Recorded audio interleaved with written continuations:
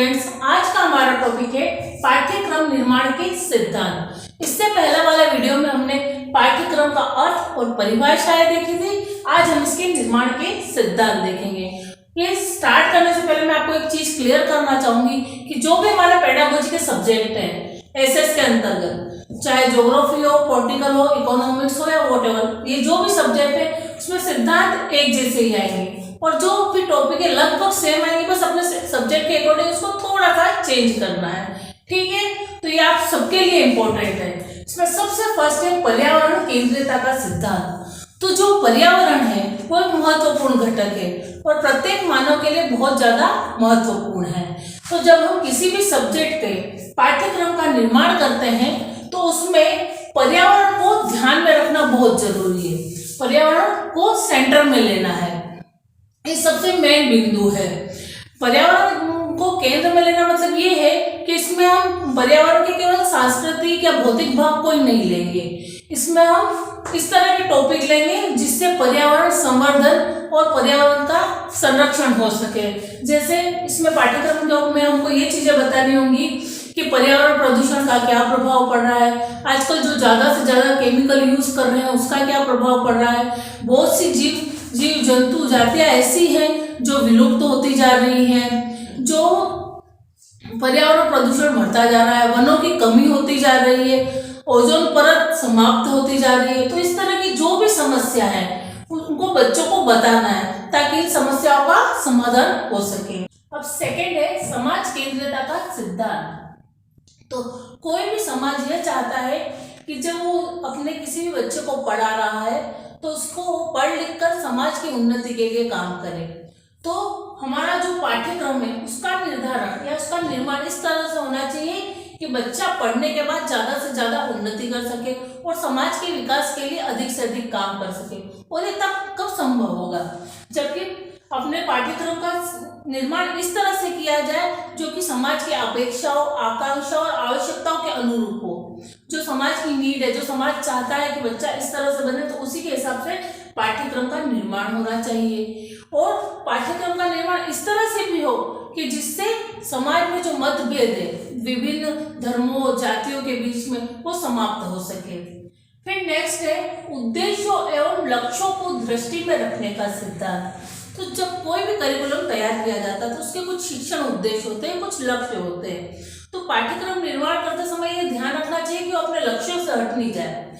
जो उसका मेन लक्ष्य है, बच्चों को जो शिक्षण देना है, जो ज्ञान देना है, वो उसमें पूरा हो सके, तभी वो पाठ्यक्रम यूजफुल है।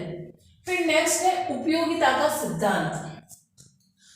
जब हम किसी भी पाठ्यक्रम का निर्माण करते हैं तो यूजफुल होना चाहिए, मतलब बच्चों के काम में आने वाला होना चाहिए। अब हम देखें कि बहुत सी बार ऐसी चीजें आ जाती है कि जो बच्चों के लाइफ में कई काम में नहीं आती, लेकिन पाठ्यक्रम निर्माण करते समय यह ध्यान रखना चाहिए कि बच्चों को केवल और केवल थ्योरेटिकल जो नॉलेज है वो नहीं दिया जाए, ज्यादा से ज्यादा प्रैक्टिकल नॉलेज भी देना चाहिए ताकि उनके आजीविका कमाने में, आगे बढ़ने में उनके काम आ सके। अगर वो पढ़ लिख के नौकरी भी नहीं कर सकते हैं तो कुछ और काम करके अपना जीवन यापन कर सके।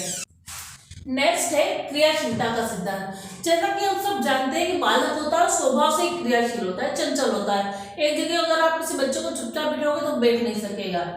तो जो पाठ्यक्रम का हम निर्माण करते हैं वो इस तरह से होना चाहिए कि बच्चों की जो क्रियाशीलता वो बनी रहे, उसमें आलसपन नहीं आ जाए। तो जब भी हम किसी पाठ्यक्रम का निर्माण करें तो इस तरह से करें कि बच्चों को हम तरह तरह के काम दें। जैसे बच्चा कोई मॉडल बना रहा है, चार्ट बना रहा है, चित्र बना रहा है, भित्ति चित्र बना रहा है, कोई कलेक्शन कर रहा है, तो उससे क्या होगा, उसकी क्रियाशीलता है वो बनी रहेगी। और सिर्फ क्रियाशीलता नहीं बनी रहेगी, उसमें आलस भी नहीं आएंगे और वो अच्छी से अच्छी चीजें सीख पाएगा। फिर नेक्स्ट है लचीलेपन का सिद्धांत, फ्लेक्सिबिलिटी। तो कोई भी चीज लचीली होनी जरूरी है, अगर ज्यादा अकड़ेगी तो टूट जाती है, जैसा कि हम सब जानते हैं। तो ये बात पाठ्यक्रम पर भी लागू होती है कि पाठ्यक्रम समय और काल और आवश्यकता के अनुसार चेंज होना चाहिए।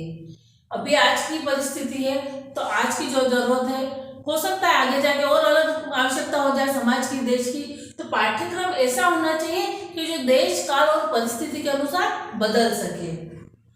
फिर नेक्स्ट है अध्यापक से परामर्श का सिद्धांत। फिर टीचर है, बहुत इंपॉर्टेंट है। शिक्षण कार्य में टीचर की बहुत महत्वपूर्ण भूमिका होती है। टीचर ही वह इंसान है जो बालक को भी जानता है और समाज की आवश्यकताओं को भी जानता है कि इस समय बालक क्या चाहता है और समाज की क्या आवश्यकता है। इस सब चीजों का ज्ञान किसको रहता है? टीचर को रहता है। तो जब भी पाठ्यक्रम का निर्माण करें तब किसी भी टीचर से या टीचरों की कमेटी से परामर्श लेना आवश्यक है, क्योंकि टीचर सारे समाज की आवश्यकताओं को जानता है। अगर हम देखें तो जो पाठ्यक्रम पूरा करवाना है वो काम किसका है? टीचर का ही है। वही जानता है कि इसको हमें किस तरह से पूरा कराना है। तो जब हम किसी टीचर से परामर्श लेंगे तो ये काम बहुत आसान हो जाएगा। और इसका एक दूसरा एंगल ये भी है कि जब टीचर को ही पूरा करवाना है, अगर उससे कोई परामर्श नहीं लिया गया तो उसमें सेल्फ सेटिस्फेक्शन नहीं होगा। तो उसके अगर आत्मसंतुष्टि नहीं हुई तो पाठ्यक्रम को अच्छी तरह से पूरा नहीं करवा पाएगा।